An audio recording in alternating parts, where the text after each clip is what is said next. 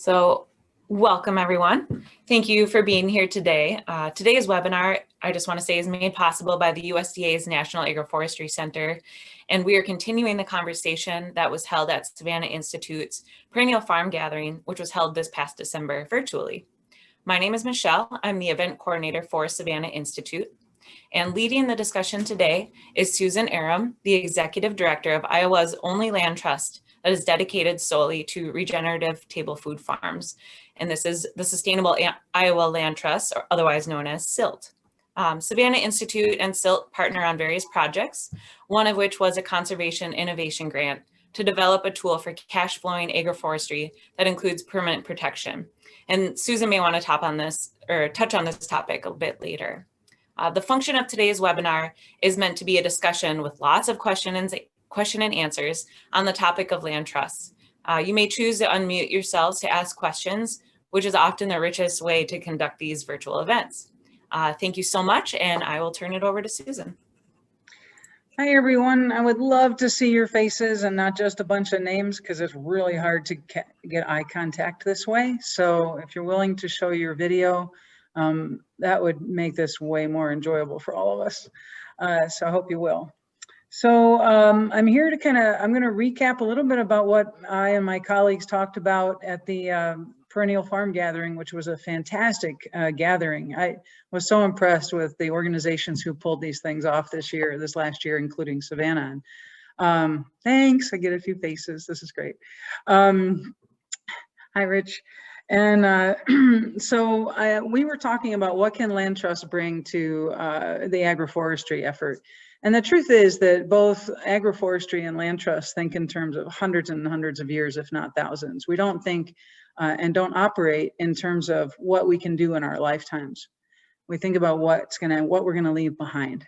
And I think that's the biggest overlap we've got. We just come to it in different ways. And there's a lot of very effective overlap, and that's the one I'm going to talk about today. So land trusts are the only nonprofit that exists under U.S. law that can make a forever promise on land that they don't own. And that means a conservation easement, which is simply a 25 page legal document that spells out all the future uses that are allowed and prohibited on that land in perpetuity. That means whoever owns the property, they have to abide by those rules. They basically sign that contract when they decide to purchase that land. So many land trusts in the country historically have protected land against development, for example, against housing development or commercial development. And that's why such critical work like saving our scenic areas that the Nature Conservancy does, for example, has happened. It's all happened under those auspices and that federal law. Now, SILT comes along 5-6 years ago and says, could we build on what they've done and protect land just for truly sustainable table food production? And it took us a couple of years and a lot of lawyers to look at it and see if we could do this. And then we decided we could, and we could defend properties for that use. We're yet to have to defend those properties because we're pretty young, but that time will come, and we've anticipated about as best as you can in predicting the future. So, our easements, our conservation easements that landowners voluntarily attach to their deeds, say that the land will remain or become or be in table food production in nature-friendly ways. And like I said, it's a 25 page document, but rest assured that we've come up with every possible way to defend those definitions. And we do, of course, account for what's agriculture going to look like 100 years from now. So just trust me that we've done our best to build that in and to allow the people in the future to look at this document and say, I think this is what they were talking about, right? So, you know, if Mars invades us and they have no idea what we're talking about, we've offered some descriptions, some descriptors that allow them to understand what we had in mind. And SILT also protects land in one other way, which is land ownership. And some land trusts do this around the country, but not all of them. And I think because owning land is such a responsibility and a liability for a lot of organizations, but also because natural lands don't tend to produce an income, but working lands, of course, do. So we saw an opportunity for landowners who wanted to donate some or all of their land to provide what they call an endowment for SILT, an ongoing income stream into the future for SILT. But we had to take that and balance it with our mission to make sure that land is affordable for future sustainable food farmers, because that's really at the heart of all this. We're using land trust law and land trust models to reduce the value of land. And the flip side of reducing the value is to reduce the cost to the next buyer. And that's what we're doing here. So when people donate their land to us, we offer them a much reduced rate. As a matter of fact, the same discount we see appraisers providing to landowners who put easements on their land, we are applying to land that we own. Right now, that's about a 40% discount on land. And then we offer long-term leases to them, the longest allowed by Iowa law, that are then renewable, mutually renewable, because that's Iowa law. We have to work with that. In Wisconsin and other places, you'll have different laws you have to work with. Some states have 99-year leases, but Iowa only has 20-year leases on farmland.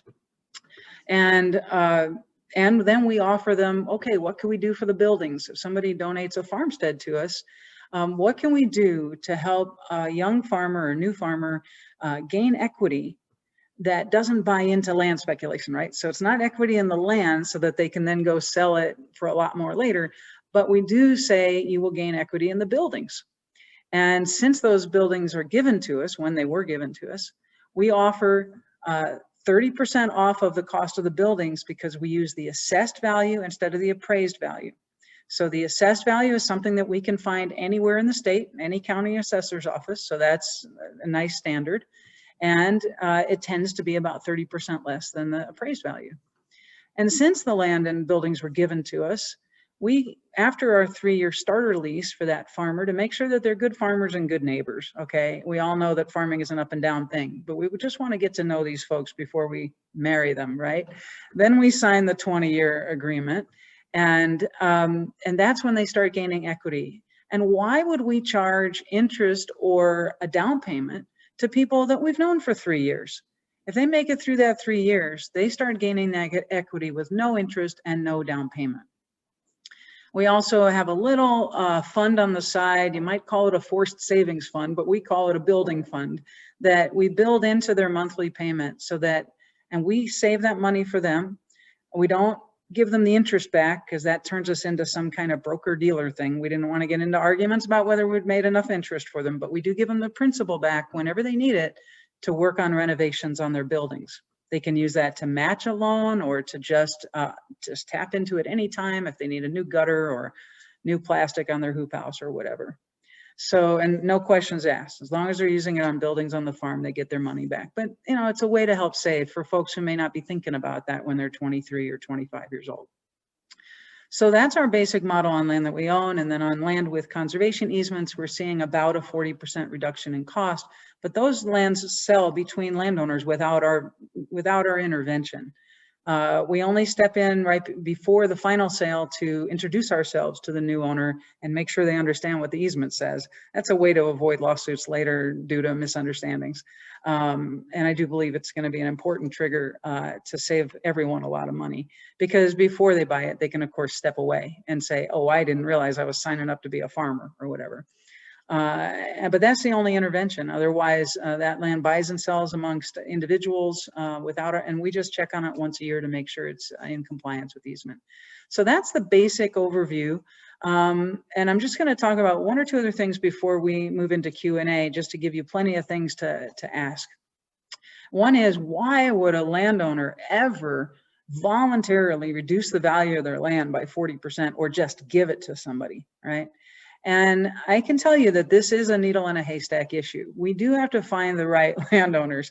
They have to be inspired and motivated by this mission of a future of a landscape in the Midwest that actually is diversified. Often they're thinking about their parents' or their grandparents' farm.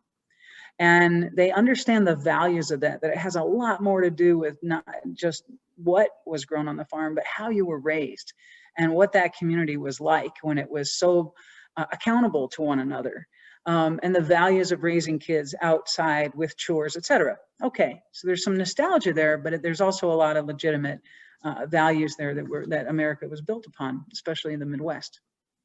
Once they're inspired by that notion and they think, this is something I really want to do, sometimes they have to think about, how am I going to pull this off with the kids or the siblings or whatever? And in that case, we talk to them about the tax incentives that are available. Now, depending on where you're coming from, if you especially live on the coast or near the coasts, your land trust might be able to pay you or pay a landowner the difference in value. There's public funds available in a lot of states that will pay a farmer just to keep their farm as a farm. So that 40% loss in value, you never witness it, because the land trust comes up with that 40%.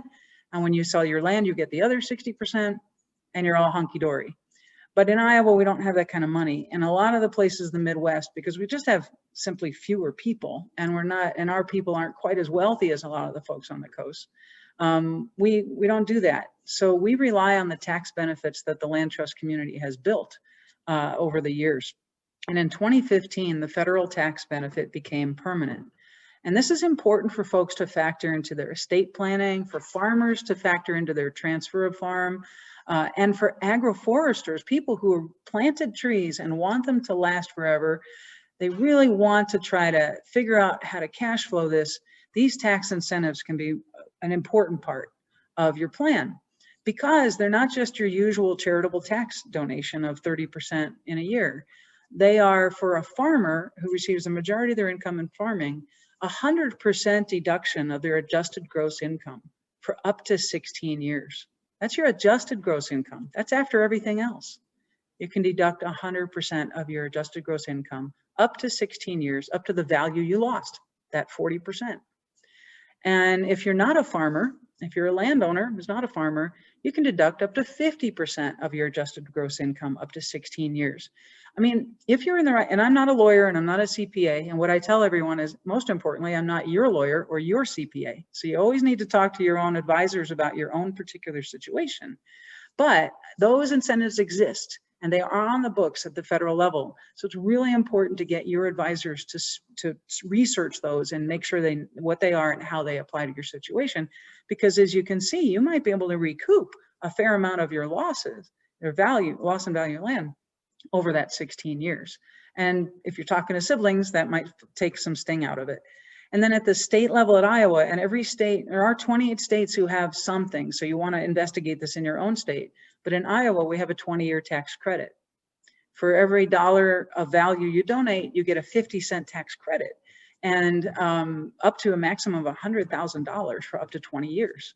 I pay state taxes all the time, and I can tell you I would never reach $100,000 in state taxes. So it's a pretty nice benefit. So it's important to investigate that. And Michelle, if you could put up the page that shows that to people on the SILT website, I think that'd be helpful. Because there are resources to find this stuff and to steer your advisors to the right place. And again, you know, if you're planting chestnuts, which Tom Wall tells me down in Redfern Farm can last up to 2,000 years, you know, those are the kind of folks we want to talk to, because you're thinking about what the world's going to look like. Scroll down a little bit and go to the charitable tax deduction link there, the many ways to protect your land, and click on that link there. And then folks can see. And as you can see on our site, we also have some toggles down below there for appraisers and attorneys and how to find them. We don't refer particular any particular, that would be unethical to refer professionals, but we give you ways to find them if you don't already know them. But here are some of the federal and state and local tax benefits that you can peruse at your own leisure. And then, do we have some beginning farmers or younger farmers in this meeting today? Because if we do, we would like to show you a little minute and a half video we have. If you go back up to SILT Solutions and go to the beginning farmers page. And besides, this is a great way to understand that first thing I was explaining to you is what we offer to farmers, you can just watch this little video. You're going to want to share the sound. Oh, good. Thank you, Andrew. And go ahead. We'll take a look at that. Are you looking to start your farming? Let me Make it big. Yeah. You can just use that little square. Yeah, there you go. Dream? If you have some experience and a business plan, then the Sustainable Iowa Land Trust has a farm for you. Everybody needs to eat, yet Iowans import nearly 90% of their food. There's opportunity in the heartland for food farmers. SILT is making farmland in Iowa affordable for anyone in the country who wants to grow fruits, vegetables, or meat in an eco-friendly way. We offer two kinds of opportunities to suit your needs. You can purchase land that costs about 40% less than the land around it. You own it, but SILT protects it. That means once a year, we come to see you, look over the land, and make sure it's still in sustainable food farming. Or you can take over a SILT farm, rent the land from us at a 40% discount. After a starter lease, you get to buy the house and buildings from SILT. No down payment, no interest. Need some security before investing in your farm? SILT offers the longest leases allowed by Iowa law, 20 years with auto renewal. SILT is locked in, but you're not, giving you the freedom you need if life changes course on you. Your heirs can inherit this lease, so long as they keep farming. They'll buy the buildings back from you once your family no longer farms, then start over with the next farmer for that land. Affordable long-term access to farming on some of the best soils in the world, amid some of the nicest people in the world. See what's possible? Visit silt.org to learn more. Are you looking to start your farming dream? Okay, thank you. And I just wanted to bring up some high points from our previous discussion since my colleagues couldn't be here. One question was, you know, once this easements, this land passes through a few landowners, sometimes some land trusts are running into people who don't want to buy the land as a farm. They want to buy it as an estate, you know, as they want to build a really nice big house and have a big, beautiful backyard, and they have no interest in farming. Well, there are a few tips and tricks that the land trust community has developed in the last couple of years, and one is a limit on impermeable surfaces, which is a fancy way of saying you can't build a big house because you're going to have a big roof and you're going to have a lot of driveway. And so we actually limit impermeable surfaces in our easement. We even limit the size of the house. But unlike a lot of natural land trusts, we actually do place farmsteads in our easements. Even if they don't exist there now, we draw them on a map, and they're a certain percentage of the property. And in that farmstead, you can have multiple homes, because we know farming is often a multi-generational endeavor. And you can run businesses that are ag related there. And you can, of course, have all your ag buildings. With a lot of natural land trusts, that would be an aberration. But more and more of them are changing their thinking on that. And then another question was about diversity, equity, and inclusion. And I think I just say this much, that an organization that's dedicated to such things, or can be convinced to be dedicated to such things, or can get woke or whatever, can affect a lot more properties at one time than each individual owner might do. So if SILT has that as part of its values, or if the Wisconsin Land Trusts have that as part of their values, then you can rest assured that they are providing policies that encourage more access to land for more different kinds of people. And that might have a broader effect over time than individuals doing that on their own personal basis. But, you know, it's not an either or situation anyway. Those were two of the things that came up. Now I'd just like to take questions and see what interests you guys, especially if you'd show your faces.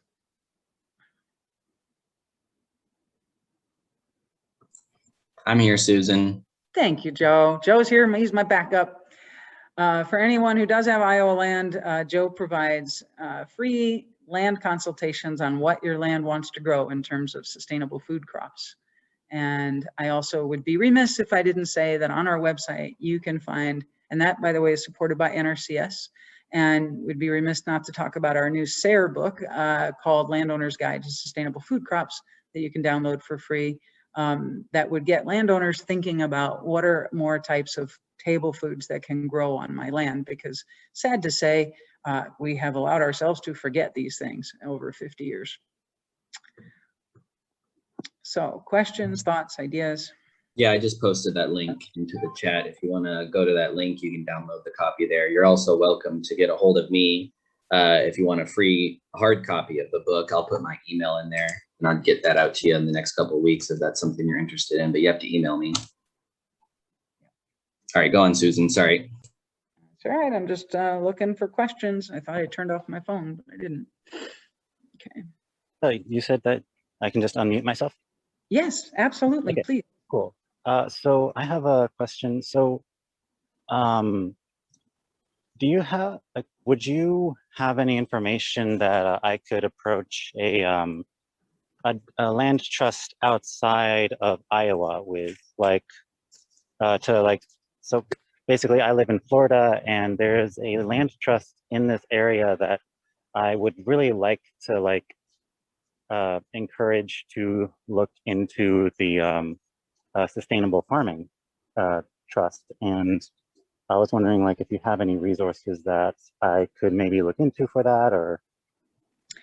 Yeah, aside from just calling them up and asking them, I would say start with Holly at the National Young Farmers Coalition. Holly Rippon Butler is her name. And a couple of years ago, she was on some kind of support that got her all over the country and at the National Land Trust meetings, which are called Rally, teaching land trusts how to do what SILT already has baked in because we're so much younger, but basically retrofit themselves and start thinking in terms of how can we use some of our land assets for sustainable, nature-friendly farming. So I would suggest you start with Holly, because she will know, especially if you have multiple land trusts in Florida, if any of them had stepped up and shown any interest. And the American Farmland Trust also has an incredible network of land trusts that are farmer friendly, basically. So that's what I would start with that, but it also just doesn't hurt to call them up and say, you know, is this what you guys do? Do you have any opportunities like this? And if not, can I get you some resources from these other places in case you'd be interested in thinking about it? But remember, a lot of these environmentalists think of farming as a four-letter word, right? So you want to be really clear if you want to do agroforestry, or if you want to farm without chemicals, or if you want to be a diverse farmer like the woods and nature tells us diversity builds resilience. Be sure to put that up front, because sometimes they just, I used to work in the union movement, right? And people talk about union bosses like they're all the same or something, or they're all bosses. It's the same thing with farms, right? Some people who aren't familiar with farming think that it's all the same thing and it's evil or something. So you got to want to anticipate that when you talk to environmentalists about this kind of farming, I think. Okay, we have a raised hand. Castle Finn, what a great name. I bet you get that all the time. Go ahead, Castle. I'm sorry, that was a mistake. I was looking at the chat. I have no questions at this time. Okay. I'm just a witness. Thank you. Okie doke. I'm enjoying it. Great. Well, tell me something else, guys. Tell us. We have Rich Straight here from the National Agroforestry Center. He's a wealth of knowledge and somebody whose work I've relied on very heavily for our work to say agroforestry is something that is a high priority for SILT. You know, in Iowa, they talk about the woods, the few woods we have left on anybody's individual farms, as rough ground. To them, it's just wasted space. And I just love being able to tell them that we've got farmers in Northeast Iowa that are setting their price for shiitake mushrooms, growing them in the timber, and get to tell environmentalists that they're not creating some kind of invasive species. A very small footprint and a really high value crop. So, and of course there are many other options, but I like using that example because they got like 1,000 mushroom logs in there right now, and they're making hay, so to speak. Yeah, Rich. So I really find the the building and facility equity a phenomenal idea. And I guess I was unaware of that, which is my mistake for not mining your website better. Do you have other sorts of resources? I'm thinking about agroforestry, and so many of the perennial crops take a number of years before they really kick in, generating, harvestable volumes and income. Do you have other ways to assist or producers, or are there some in Iowa to help get past that initial startup stage, or is that part of the grace period of the farming plan that you allow the farmers to grow into before they're farming? Right. Yeah, good question. The key thing here is the long-term leases, and that's what I would say to any landowner here who's thinking about agroforestry, but also transitioning to the next generation. Be thinking about an apartment that you leased once in your life or rented once in your life, and how the last thing you were going to do was renovate the kitchen. So, don't be asking these young farmers to plant a lot of trees on a one-year lease. It's not fair, it's not right, and you have no idea what imposition you're making, but now I've told you, so don't do it. So that's why we offer, we do that 3-year starter lease, so they're kind of on their own when it comes to perennials there. But once they've got that 20-year lease, they should be able to start reaping the benefits of perennial crops.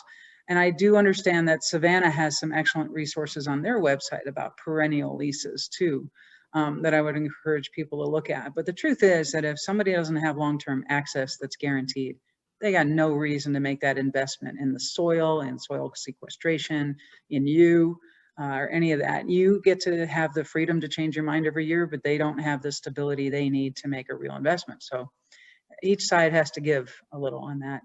Does that answer your, oh, I do want to say, Rich, we don't have appraisers yet. It's going to be a long time before we find an appraiser in Iowa that will appraise the value of perennial tree crops. So forget it. It's going to be, we build it into our lease actually, because I hope maybe 20 years from now, I'll probably be long gone, but that there will be an appraiser that can appraise the value of the trees those farmers planted. But right now they just don't exist, except for lumber, right?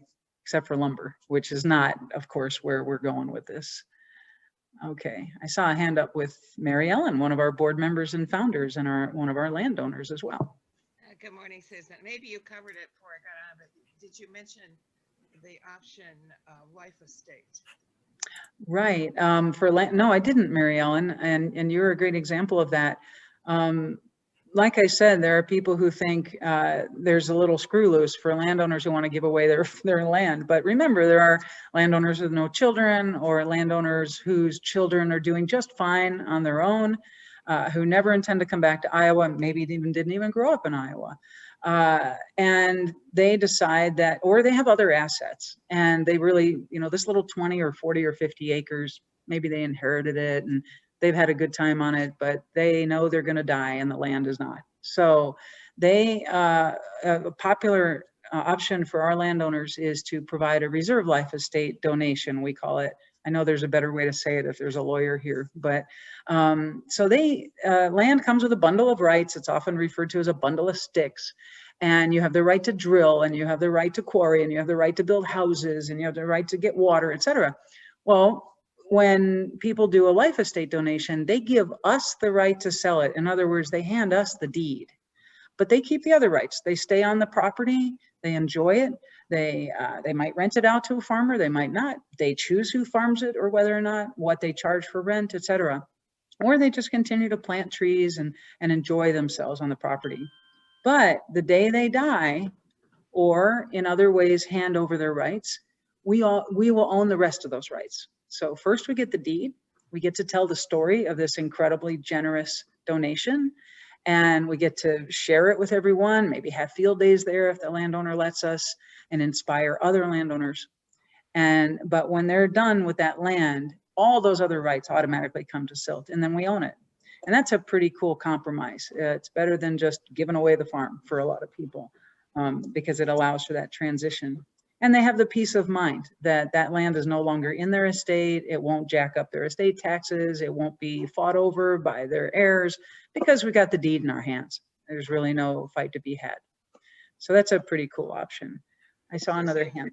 Mhm. Susan, Shelly. another benefit for me is also that SILT will help me find a farmer Right. when I'm looking for one. So they can advertise the availability of my land on their website, and that's to me a big help. Oh, that's right, Mary Ellen. We never promise we can find you someone because it's such a labor-intensive job to match farms and farmers, but we do send prospects to our life estate owners, and then they get to decide what to do with that. In fact, we had a pretty cool experience recently. We have someone who gave us 40 acres in eastern Iowa just last year. And eastern Iowa is more populated and much more popular for our food farmers. So we got two different calls, one from a Rwandan refugee who settled here in Iowa about 6 years ago. He's an amazing man. He knows 7 languages. He's been a translator at the hospital and such. And he loves to farm. It's in his blood. And he's going to be farming an acre or two on this man's land now. And a service veteran got a hold of me and said he's learning how to raise bees and he'd really like to find a place to keep his bees.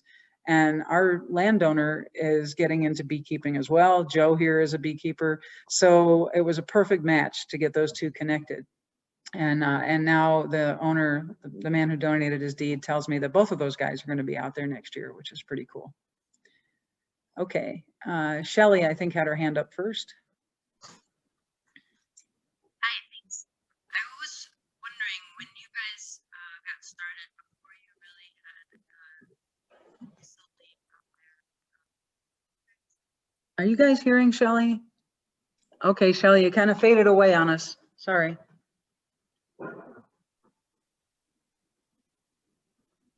Shelly, we might wait till you get a better connection and try again. You can go down to your audio settings, the bottom left of your screen where you have the mute button, and look at your microphone settings and make sure those are correct. Shelly? Can you guys hear me now? Yeah. Better. Yep. Okay. Sorry, I forgot the microphone on my computer is weird. So my question was, before you guys were big with the big name of SILT, and did you, when you were just getting started, I guess, did you approach landowners with these services that you were offering, or did landowners come to you, or how did you get started with finding land and starting to save it? Well, I'm going to start with your first assumption. We have 3.5 FTEs, so we're pretty tiny still, and I'm still working on getting over that hump of building capacity, as they say in the nonprofit world. So we're pretty small, but we do carry a pretty good punch. We started with no services at all. I would go out tabling, and some of our board members would go tabling at Practical Farmers of Iowa or Women Food and Ag Network meetings, and Moses, and just put out some pretty brochures and offer a vision and hope that people found it exciting enough to entertain a conversation with us. We had some really big names who founded the organization, and we listed those on our back of a brochure, like Denise O'Brien and the recently passed Paul Johnson, Fred Kirschenman, and Bill Stowe, some real heroes in the Iowa sustainability and family farm movement. And that helped build some credibility because nobody had ever heard of me. I'm a transplant. So, and then we slowly but surely hitched ourselves up. We were very fortunate to get a big grant for Joe's work, a 5-year, $250,000 NRCS grant. And he has been able to provide this service. And then we're able to get one other grant for the SARE book, but we're not heavily grant dependent. We tend to rely on individual donors, and that was just word of mouth. And I tell you, it's hard. It's a lot of grassroots organizing, but it maintains a certain independence for SILT that you don't get when you're heavily grant funded. So we like a good mix of that when we can do it. So as we were able to provide more services, it was a little easier to start the conversation, right? I said to Joe when we hired him, okay, now I'm not just standing there saying, hey, will you give us your land or your land values? We can actually say, hey, would you like to see what your land would like to grow? It's a free service. And then we could have the conversation about whether to protect it. So it's been a bit of a long haul, I have to say, and we're still not quite there yet. Does that answer your question? Mhm. Yeah, and thank you for that. May I ask how many years you've been underway and how many years it took to start really being able to offer services? Yeah, we launched in January of 2015. So we're going on our 6th year here. I think, Joe, we got your grant in what, 2018? 2018, yeah. 2018, September 2018, I think Joe started. So it was a question of, boy, learning how to write a federal grant and then the good luck of getting the federal grant, or having the money to hire someone who knew how to write a federal grant. And, that's a cart and horse problem. $5,000 is still a lot of money for us. And and that's what it costs generally to pay someone who knows what they're doing to write a federal grant. And then there's no guarantee you're going to get it. So it could just be money out the window. It's a lousy way to provide a public good, I got to tell you, grant writing. It's, I won't go too far into my rant about privatizing our federal government and our local government services, but that's exactly what's going on here. The NRCS has privatized this service that Joe is providing. And as much as I love Joe, I'd rather he was working for the federal government and had good benefits, which he has none right now, and, a pension. But as long as the government's going to continue to privatize, then nonprofits are going to keep chasing after the money to provide the services we can. But it's a bit of chasing after crumbs and hoping you get them, and not a way to have a stable, solid organization that can question and challenge the status quo. So we really rely heavily on donors, individual donors giving us $5, $10, $100, $200 a month.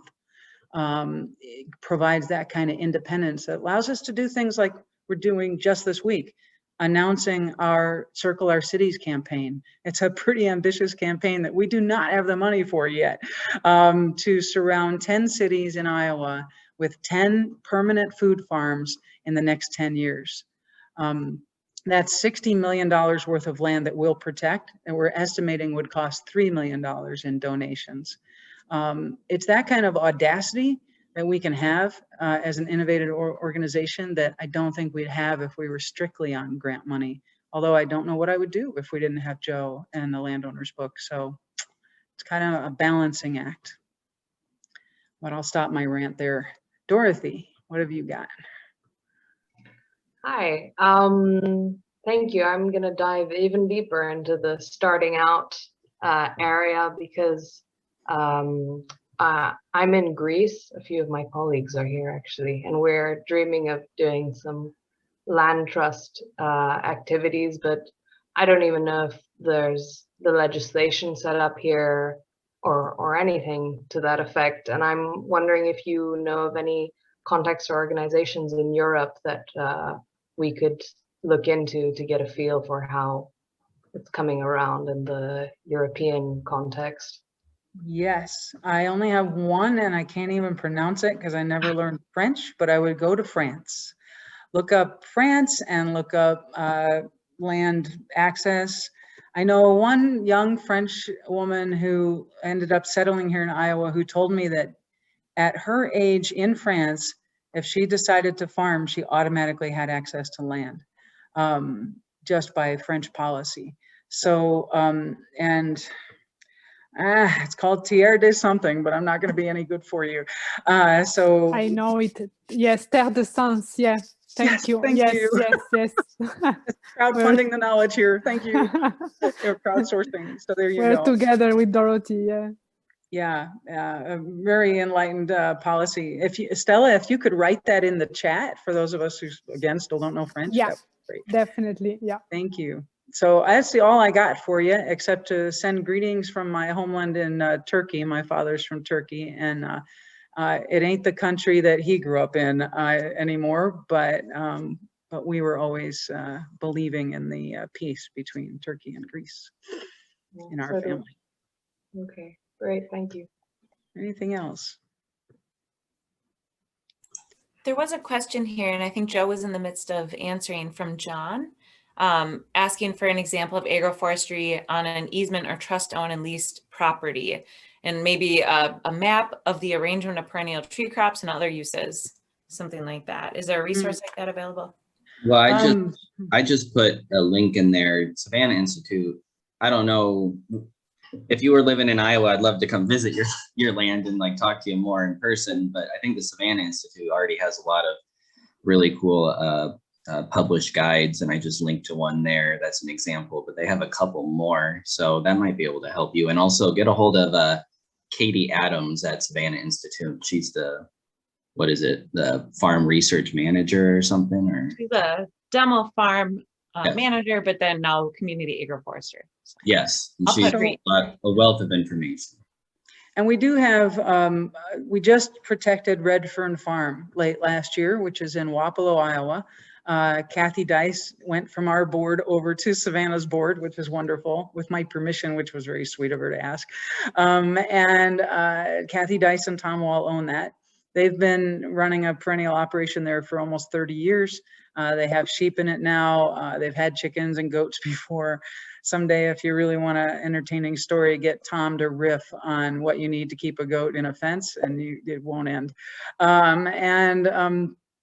So that's one good example. But in terms of planning a planting, I think that the Savannah Institute is the best place to go. But if you want to see an example of an agroforestry system in place under a land trust, feel free to talk to Tom and Kathy. The truth is that the land trust is simply another layer. It's just a layer of protection for the land. We don't dictate what happens on that property beyond this sustainable table food idea. So there was a time even when in our easement, and may still say it, that there's nothing in this easement, in 25 pages of legal talk, there's nothing in here that allows the land trust to control the daily operations of a farm. So we don't do that part.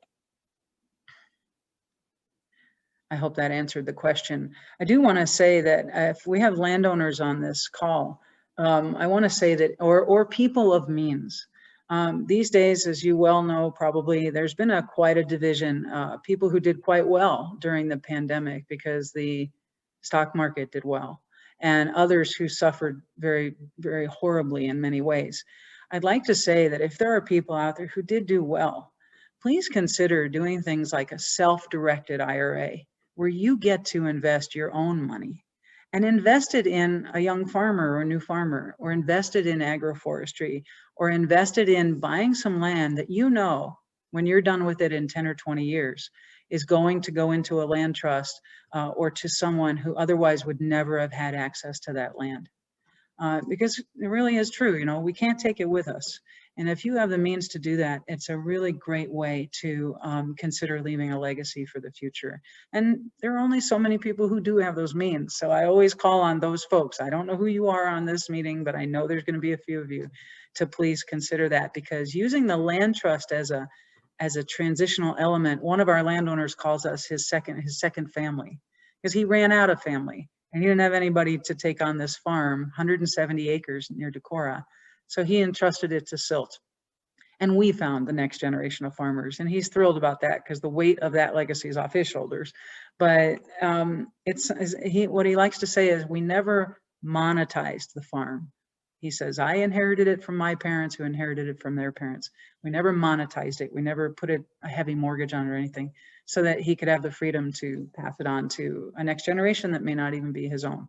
Although, ironically, we found out that they actually are related. We found these young farmers totally randomly, and then at a family reunion, they discovered they had people in Decorah and they were actually related to the folks who donated the farm. Anyway, funny story. Susan, I wanted to follow up on a little bit on the question that Shelly asked earlier, just to make sure we answered it, because she was asking how you got SILT started, and this is before my time, but aside from the nonprofit industrial complex and trying to sweep up breadcrumbs from that, how did you get your first landowner to donate that first piece of land when you didn't have stories to tell? I mean, I think she was wondering, like, how do you start it just like from the soil up and get that first donate? I don't know. I came in the call later and maybe missed your story on that. No. That's good. Can you tell that Joe's heard some of my rants and absorbed them a bit? Yeah, that's a good question. First of all, before we even started, I had met Mary Ellen and through a mutual friend. And by the time she heard my frustrations with another woman who didn't want to be a lead donor, Mary Ellen has no patience for women who don't want to be leaders, okay? She doesn't understand that. So when I got done telling her about this woman who said, oh no, I just can't go first. I don't feel comfortable. Mary Ellen's like, oh, for Christmas sake, I'll just give you my farm then. And of course I held her to it. So I had that story to take with me, but I was also, and way too much of this is luck, okay guys? That's all there is to it. But I was lucky. I got invited to the Slow Money National Gathering in Kentucky that year in 2014. Slow Money was quite the rockin' thing at the time. And they had 800 people there. And I got invited because we had started a little Slow Money club here in Iowa. So sometimes you don't know the seeds you sow, right? And they invited me to speak on stage with 21 other entrepreneurs and nonprofits. And by the time I got done, there were all kinds of hands getting thrown in the air about what we were trying to do in SILT. We hadn't even had our founding retreat yet, which was 2.5 weeks away, but I had the blessings of the founders to go to this gathering. We won second place in their Bitcoin competition, and we came back with a $20,000 interest-free loan. So that was a start.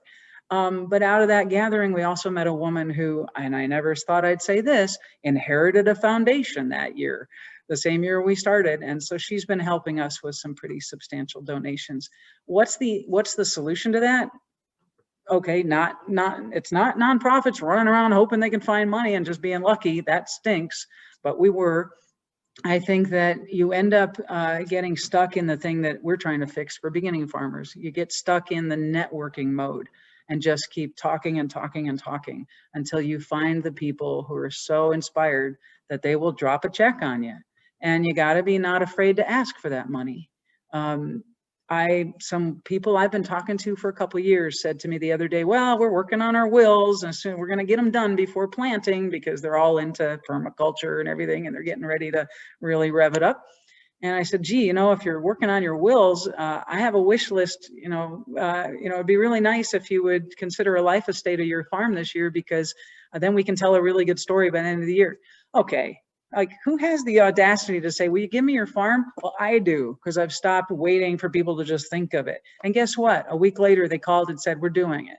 We're going to give you our 30 acres with the straw bale home, with the Chinese underground greenhouse, with the barn, with all the equipment, with whatever. Okay, are we going to get an income off of that anytime before I'm gone? Maybe not. They're about my age. But wow, what a story to tell. What a way to inspire other people and what a gift of future SILT. So I say to Shelly, don't be afraid to ask. If you have a really good vision and you prove that you've thought it through and you've addressed all the cynics' concerns, because that was a big one for us. Lots of questions. We spent 1.5 years answering and asking questions and poking holes in the idea until it developed into something that looks like SILT. And we're still evolving. But if you show you've done your homework and then you just get out and network like crazy, you'll have some luck and you'll be able to get started. And look for whatever government money is out there for it. And look to your networks, the Land Trust Alliance, the American Farmland Trust, 2 huge resources for us. Does that help get to it a little better? Okay. Thanks for elaborating on that. Yeah. Little luck, a little audacity. A lot of luck, little audacity, actually. So, other thoughts or ideas or challenges or thank you. Tierre de Liens, that looks much more familiar to me, not the Sens one. Okay, perfect. Stella offered the resource for France in there. That's the way, that's the model. We have borrowed, by the way, from land trusts all over the world and all over they're not called land trusts in other parts of the world, and all over the country. We stand on their shoulders. We also stand on the shoulders of folks like Practical Farms of Iowa and now Savannah and Women Food and Ag Network, because I always say this, if they didn't exist, we wouldn't have the luxury of securing the land. But because they exist and they're keeping that whole idea of sustainable food production that will save our planet and will breed new farmers that want to do this, now we can secure that land knowing that even if they're not here just yet, we're going to have beginning farmers, new farmers farmers of color, and other people who can't afford land. Come on, we're going to have it ready for them. But since 400 million acres of land is transferring in the next 10 years, we got to get on this whole land thing, guys. We don't have time. We don't have time to wait, and we have to get it before. Well, we have to find all the landowners that think they only have two options, as our friend in Decorah says, to sell to the next bigger commodity farmer or to sell to a developer. We have to give them other options for their farms and their land. So if people have questions after today, what's the best way? They'll peruse your website, which we link to in the comments, but what's the best way to get a hold of you?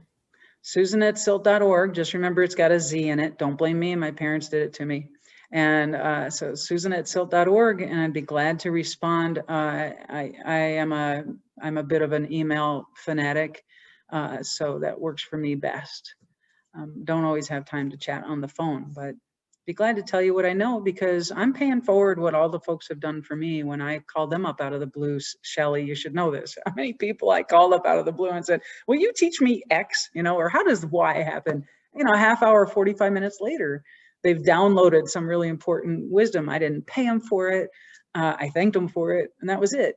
And that is the cool thing I like about the nonprofit world, is that there is a lot of that going on. And so I've been, what do you call it? Inculcated, or, I've been taught to do that. And that's just what I do now. So I'm glad to share if I can, or send you to the right places. And of course, landowners and beginning farmers should be calling Joe to see, or getting a hold of Joe at silt.org to see what farms we have available. But we also have most of them listed on the website. I'm also the webmaster, for those of you who think we're a big organization. So not all our farms are up there yet, but most of them are. We have a field day. I know there's a lot of people not in Iowa, but we have a field day in June 12th on a Saturday in Iowa City. We moved it to the 26th. Sorry. We moved it to the 26th, everyone. And it will be featuring one of our protected farms in Iowa City, as well as the farmers there, and talking with the NRCS about conservation and incorporating food farming. So that's on June 26th, if anyone wants to come visit Iowa. And that is a permaculture style farm. So you'll see agroforestry in action. For what it's worth, it's only 5 or 6 years old. So the trees have been pretty battered by the deer, but we'll have sheep out there and chickens, and be talking about how it's all working together.